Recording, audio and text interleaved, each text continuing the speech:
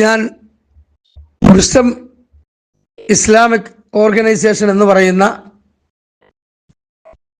വിസ്ഡത്തിൻ്റെ ഒരു ലെറ്റർ പേഡ്, അതിൽ letter head, അതിൻ്റെ സർക്കുലർ, ആ ലെറ്റർ ഹെഡിൽ താഴെ 2024 PN അബ്ദുൽ ലത്തീഫ് മദനി മൗഖീഫ് അൽ ജമിയത്തു പിന്നെ എന്ന് പറഞ്ഞുകൊണ്ട് ഇസ്തിആസത്തു മിനൽ ജിന്നി എന്ന് പറഞ്ഞ ഒരു ടൈറ്റിലിൻ്റെ താഴെ 2 തരത്തിലുള്ള സഹായത്തേട്ടം വിശദീകരിക്കുന്നുണ്ട്. വിസ്ഡം ഗ്ലോബൽ ആൻഡ് ഇസ്ലാമിക് മിഷൻ്റെ റയീസായ PN അബ്ദുൽ ലത്തീഫ് മദനി ഗൾഫിൽ നിന്ന് കൊടുത്തയച്ചതാണ് ഈ സർക്കുലർ. ഇതിൽ ഞാൻ വായിക്കുകയാണ്. ഒന്നാമത്തെ ഇനം എന്ന് പറയുന്നത് ഒന്നാമത്തെ ഇനം എന്ന് പറയുന്നത് അൽ ഇസ്തിആനത്തു ബിൽ ജിന്നി ഫീമാ ലാ യഖ്ദിറു അലൈഹി ഇല്ലല്ലാഹ് ഫഹാദാ ശിർകുൻ അക്ബർ യഖ്റുജു മിനൽ മില്ല. എന്താണ് അത് പറയുന്നത്? അല്ലാഹു റബ്ബ് സുബ്ഹാനഹു വ തആലയുടെ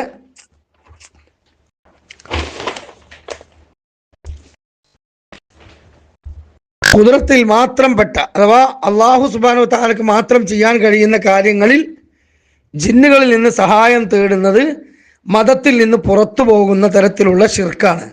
കേട്ടോ, സമസ്തക്കാർ പറയുന്ന അതേ വാദം, അഥവാ അള്ളാഹുവിൻ്റെ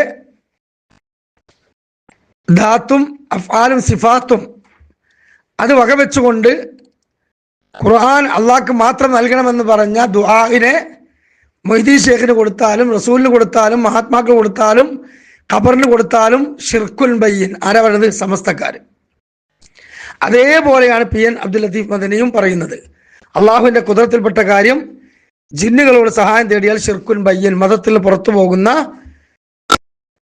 ഷിർക്കാണ്. എന്നാൽ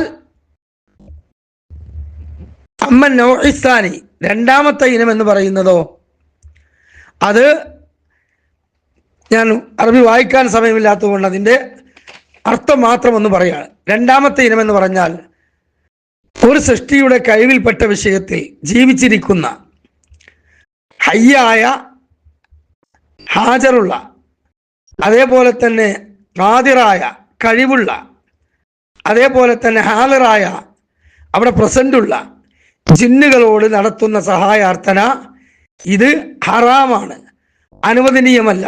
കാരണം ഇത് ഷിർക്കിലേക്കുള്ള ഒരു മാർഗമാണ്.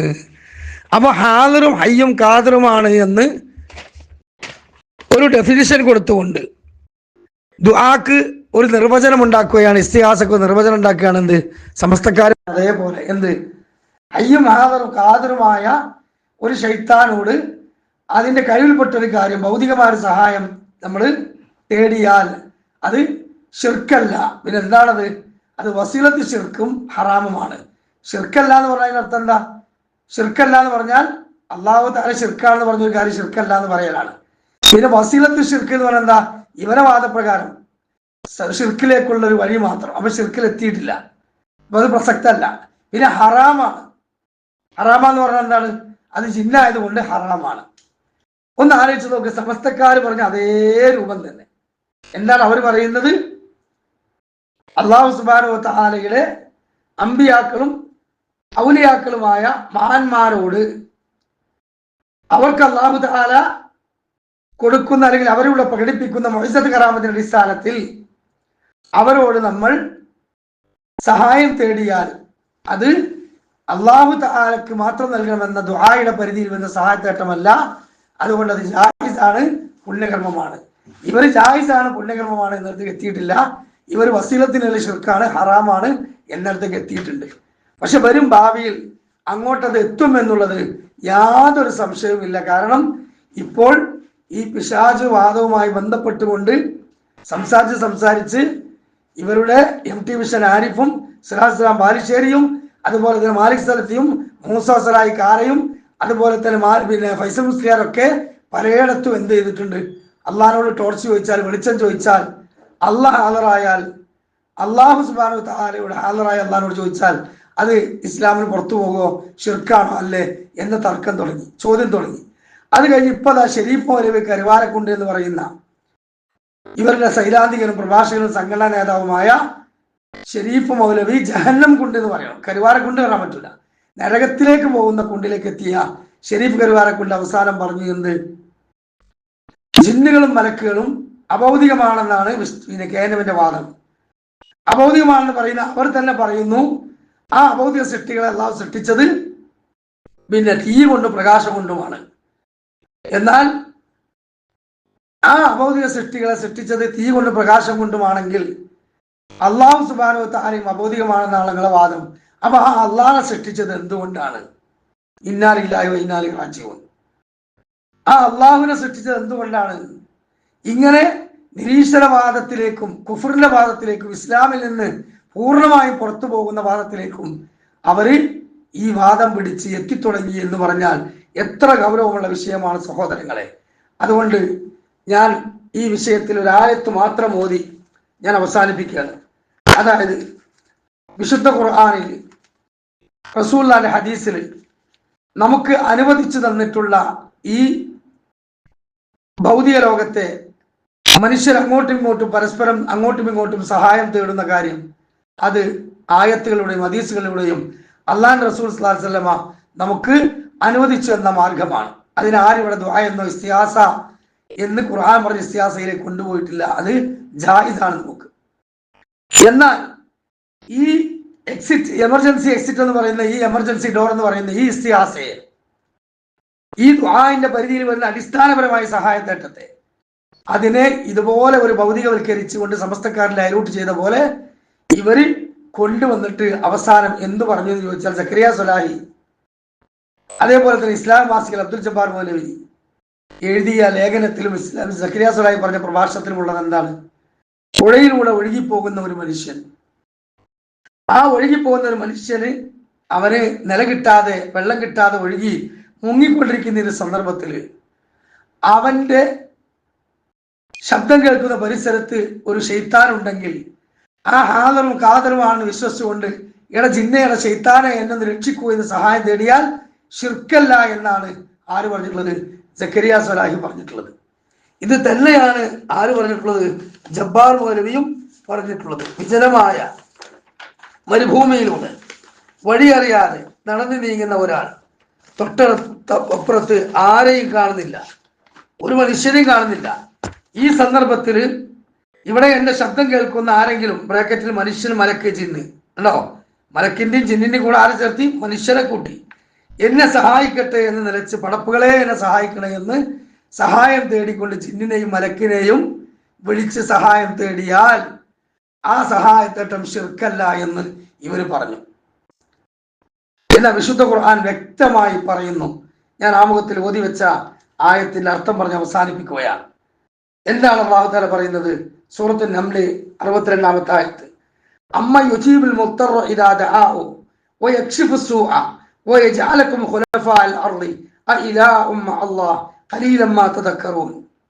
എന്താണ് അല്ലാഹു പറയുന്നത്? അമ്മ യുജീബുൽ മുദ്ദറ ഇദാ ദആ, അല്ലെങ്കിൽ വിഷമ ഘട്ടത്തിൽ അകപ്പെട്ടവൻ അവൻ പ്രാർത്ഥിക്കുമ്പോൾ, അവൻ ആ വിളിച്ച സഹായം തേടുമ്പോൾ ആ പ്രാർത്ഥനക്ക് അവന് ഉത്തരം നൽകുവാൻ അവൻ വിളിക്കുന്ന ജിന്നിനോ, ആ വിളിക്കുന്ന മലക്കിനോ, ആ വിളിക്കുന്ന മഹാത്മാക്കൾക്കോ ആർക്കെങ്കിലും അവന്റെ ആ പ്രയാസത്തെ നീക്കിത്തരാൻ സാധിക്കുമോ അള്ളാഹുവിനല്ലാതെ എന്ന് അള്ളാഹു തആല ചോദിക്കുകയാണ്. ഈ സഹോദരങ്ങളെ, ഈ ചോദ്യം വിശ്വത്തിന്റെ ആളുകൾ ചിന്തിക്കണം. കുഞ്ഞീദ് മദനി മരിക്കുന്നതിന് മുമ്പ് തൗഹീദിന്റെ നിർവചനം പഠിപ്പിച്ചു. വയനാട് ചുരത്തിന് 9-ാമത്തെ തവണയിൽ ബ്രേക്ക് പൊട്ടി. ആ ബ്രേക്ക് പൊട്ടിയ സന്ദർഭത്തിൽ അവിടെ വെച്ചുകൊണ്ട് വിളിക്കുകയാണ്. മനുഷ്യന്റെ കഴിവുകൾ അവസാനിച്ചു. അവിടെ നിന്ന് അവൻ വിളിക്കുന്ന വിളിയാണ് അള്ളാഹുവിനെ രക്ഷിക്കണേ, അതാണ് ഇസ്ലാമിന്റെ തൗഹീദ്. അള്ളാഹുവിനെ സഹായിക്കണേ, അതാണ് ഇസ്ലാമിന്റെ തൗഹീദ്. എന്നാൽ മനുഷ്യാതീത ശക്തികൾക്ക് എന്നെ സഹായിക്കാൻ കഴിയുമെന്നും വിശ്വസിച്ചുകൊണ്ട് അവിടെ ഒരാള് CM മടവൂരെ കാക്കണേ, ബദരീങ്ങളെ സഹായിക്കണേ, അതേപോലെ തന്നെ ഇവിടെ ഹാദറും ഹയ്യുമായ കാദറുമായ ഒരു ശൈത്താനുണ്ടെങ്കിൽ ആ ജിന്നെന്നെ സഹായിക്കട്ടെ എന്ന് വിചാരിച്ച് ജിന്നെ ഇഫ്രീത്തെ എന്നെ സഹായിക്കണേ എന്ന് വിളിച്ചാൽ കുഞ്ഞീദ് മദനി പറയുന്നു അത് രോമം വെച്ച ശിർക്കാണ്. ഇത്ര വ്യക്തമായി പഠിപ്പിച്ചെന്ന ഈ ഒരു കായിദയെ, ഈ ഇസ്ലാമിന്റെ ഉസൂലിനെ ഭൗതികവും അഭൗതികവും കാര്യകാരണത്തിന് അതീതവും അധീനവും പറഞ്ഞ് ജിന്നുകളെ നമ്മൾ അള്ളാനെ പോലെയാക്കി കാര്യകാരണത്തിന് അപ്പുറത്താക്കി എന്ന് പറഞ്ഞ് ആലമു ഷഹാദയിലുള്ള മനുഷ്യൻ ആലമുൽ ഗൈബിൽപ്പെട്ട ആത്മാക്കളോടും അതുപോലെ ജിന്നുമലക്കുകളോടും സഹായം തേടിയാൽ ആ സഹായം പ്രതീക്ഷിച്ചാൽ അത് ശിർക്കല്ല എന്ന് പറയുന്നൊരവസ്ഥയിലേക്ക് എത്തി. ഇവിടെയാണ് പ്രിയമുള്ളവരെ എൻ്റെ ഈ വിഷയത്തിന്റെ പ്രാധാന്യം നിലനിൽക്കുന്നത്. ഇനിയും ധാരാളം കാര്യങ്ങൾ എനിക്ക് ഇതുമായി ബന്ധപ്പെട്ടുകൊണ്ട് വിശദീകരിക്കാനും പറയാനും ഒക്കെ ഉണ്ട്. ഏതായാലും ഇൻഷാ അല്ലാഹ് വരും നാളുകളിൽ ഇതുപോലെ ഇതിന്റെ രണ്ടാം ഭാഗം എന്ന നിലക്ക് നമുക്ക് ഇൻഷാ അല്ലാഹ് അത് മറ്റൊരവസരത്തിൽ പറയാം. ഞാൻ അനുവദിച്ച സമയം 1 മണിക്കൂറാണ്. അതിൻ്റെ ഉള്ളിൽ തന്നെ ഞാൻ എൻ്റെ അവതരണം അവസാനിപ്പിച്ചിട്ടുണ്ട്. ഈ വിഷയത്തിൽ നിങ്ങൾക്ക് സംശയമുള്ളത് അബൂബക്കർ പൂഴിത്തറ ലൈവിലുണ്ടാകും. അദ്ദേഹവുമായി നിങ്ങൾ സംസാരിക്കുക, ചോദിക്കുക. അല്ലാഹു സുബ്ഹാനഹു വ തആല ഈ നിസാരവൽക്കരിച്ചുകൊണ്ട് ജനപദത്തെ വഴിതെറ്റിച്ച ഈ എമർജൻസി ഡോറിനെ ഗൗരവത്തിൽ മനസ്സിലാക്കി ഇയ്യാക നഅ്ബുദു എന്ന് പറയുന്ന പോലെയല്ല വഇയ്യാക നസ്തഈൻ എന്ന് പറയുന്നത്. അത് നമ്മുടെ സ്വർഗവും നരകവും വേർതിരിക്കുന്ന ഒരു നൂലിഴ പഴച്ചാൽ സ്വർഗത്തിലേക്ക്, ഒരു നൂലിഴ പഴച്ചാൽ നരകത്തിലേക്കും പോകുന്ന എമർജൻസിയാണ്. അതുകൊണ്ട് ആ എമർജൻസിയിൽ കൈവച്ചവരെ സമസ്തക്കാരെയും ഇഷ്ടംകാരെയും തിരിച്ചറിഞ്ഞുകൊണ്ട് തൗഹീദിന്റെ രാജപാതയിലേക്ക് തിരിച്ചു മടങ്ങണമെന്ന് എല്ലാവരോടും ആവശ്യപ്പെടുന്നു. സുബ്ഹാനകല്ലാഹു വബിഹംദിക അശ്ഹദു അല്ലാ ഇലാഹ ഇല്ല അൻത അസ്തഗ്ഫിറുക വഅതൂബു ഇലൈക് വസല്ലല്ലാഹു വസല്ലമ തസ്ലീമൻ കസീറ. അസ്സലാമു അലൈക്കും വറഹ്മത്തുള്ളാഹി വബറകാതുഹു.